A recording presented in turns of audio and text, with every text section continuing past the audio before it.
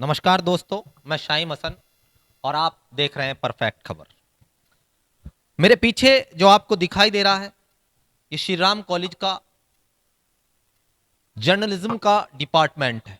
जी हाँ, आज के समय में चौथा स्तंभ जिसे कहा जाता है, उसकी जो पौध तैयार की जाती है, उसके जो पेड़ तैयार किए जाते हैं, उसकी जो शाखाएं निकलती हैं, वो इस तरह के डिपार्टमेंट से निकलती है।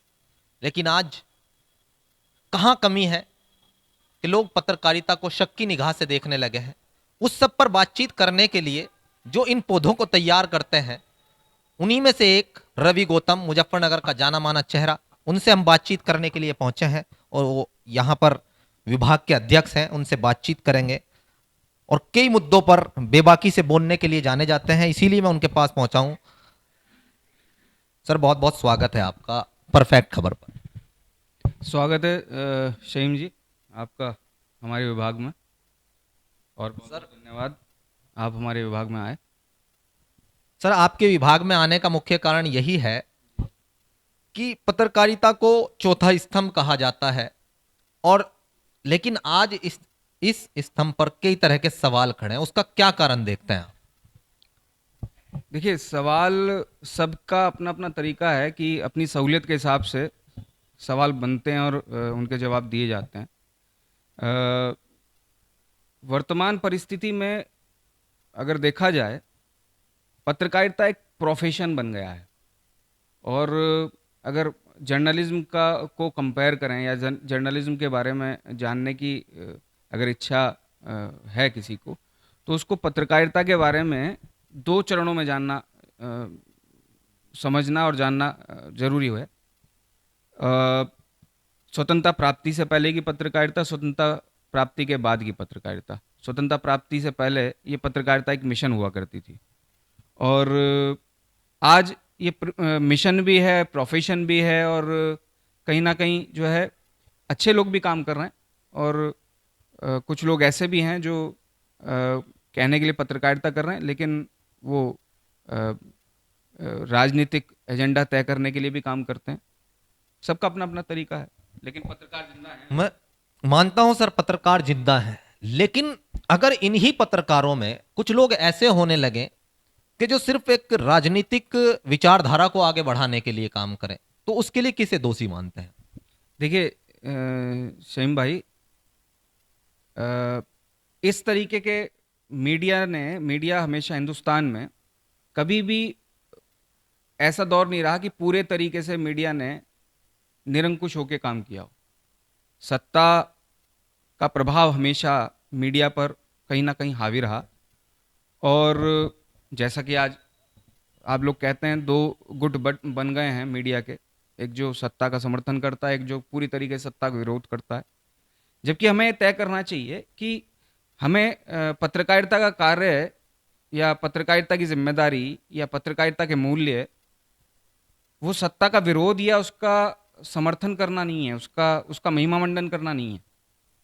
पत्रकारिता का मूल उद्देश्य, उसकी जिम्मेदारी, उसका काम एक पथ प्रदर्शक के तौर पर एक अच्छे लोकतंत्र में, जैसे कि आपने कहा पत्रकारिता को चौथा स्तंभ माना जाता है, लोकतंत्र को मजबूत करने के लिए पत्रकारिता सरकार के सकारात्मक आलोचक के तौर पर काम करती है और सरकार को लोकतंत्र को मजबूत करने के लिए, जनहित में कार्य करने के लिए प्रेरित करती है। और सरकार के जो कार्य हैं उनका विश्लेषण करके सरकार को समय समय पर आगाह भी करती है, और जिससे कि वो ट्रैक पर बने रहे। अब देखने वाली बात यह है, अब लोगों को भी समझना चाहिए। बहुत सारी थ्योरी हमारी मास कम्युनिकेशन में, जर्नलिज्म में है कि किस तरीके से पत्रकारिता किस दौर में कैसे काम करती है। लेकिन फिर भी यह है कि वर्तमान दौर अ, ऐसा नहीं है कि वर्तमान दौर ही पत्रकारिता के अनुरूप नहीं है, या फ्री जर्नलिज्म वर्तमान दौर में ही नहीं है।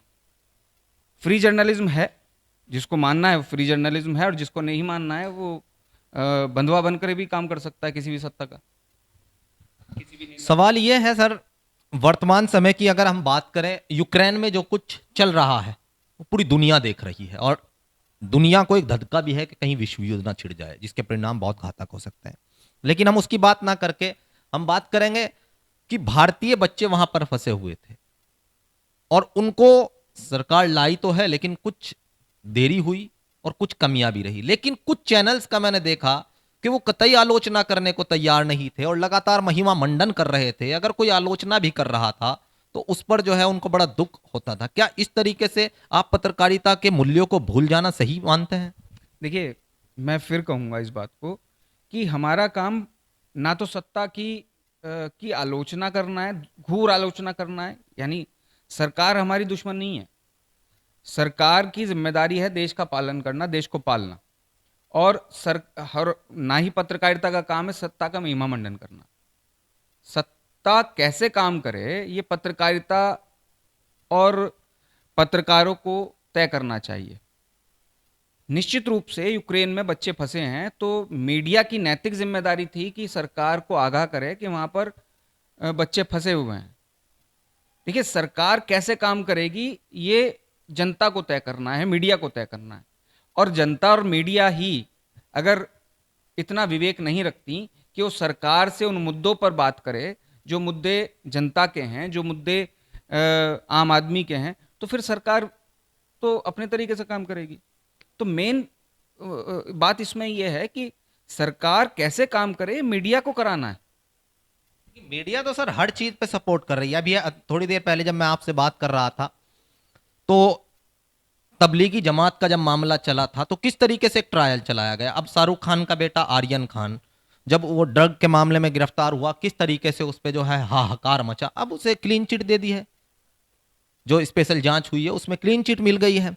तो मीडिया ने एक ढर्रा बना लिया है। ऐसा मीडिया की मैं आलोचना नहीं कर रहा हूं, आप ही के विभाग में बैठ करके मैं आलोचना नहीं कर रहा हूं, लेकिन मैं सच्चाई बोल रहा हूं। ढर्रा बना लिया है कि आप मीडिया ट्रायल चलाएंगे, किसी को भी बिल्कुल उसकी चीर फाड़ कर देंगे, उसका चीर हरण कर देंगे, उसको बिल्कुल नंगा कर देंगे। सर ये कौन सा तरीका है? देखो, मैं वही बात कह रहा हूँ, ये आज से नहीं हो रहा, बहुत पहले से है।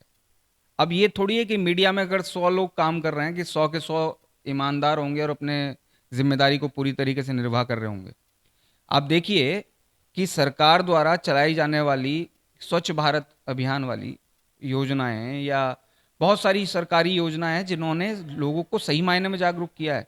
लोगों को जताया है कि भाई, आप अगर अपने आसपास साफ सफाई नहीं रखेंगे तो हमारा देश कैसे साफ होगा। सरकार के सकारात्मक सरकार की अच्छी योजनाओं को मीडिया के माध्यम से लोगों तक पहुंचाया गया, वो बहुत अच्छी बात है। उसका उसका उसको सही तरीके से लोगों तक जाना चाहिए था। लोगों का पार्टिसिपेशन उसमें है, सामुदायिक सहभागिता उसमें हुई। तो ये इसका इसका एक सकारात्मक पक्ष यही है कि मीडिया ने बहुत महत्वपूर्ण तरीके से इसमें काम किया, सरकार की मुहिम में महत्वपूर्ण भूमिका अदा करी। लेकिन इस वहीं पर दूसरा पक्ष भी है कि अगर मीडिया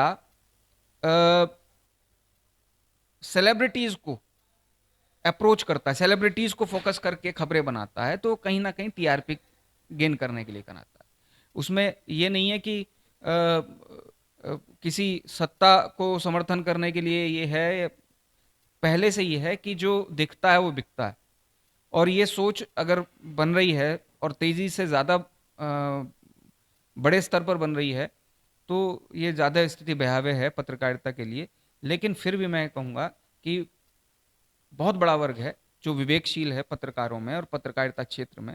जो सर कमियां हैं उनको सुधारने के लिए किस तरह के प्रयास किए जाने हैं, मेरा अंतिम सवाल आपसे। सबसे ज़रूरी है कि जो विद्यार्थी, जो स्टूडेंट्स ग्लैमराइज होके मीडिया को चुनते हैं अपने करियर बनाने के लिए, उनसे यही है कि भाई इस ग्लैमराइज होके इस फील्ड में ना आए। ये बहुत बहुत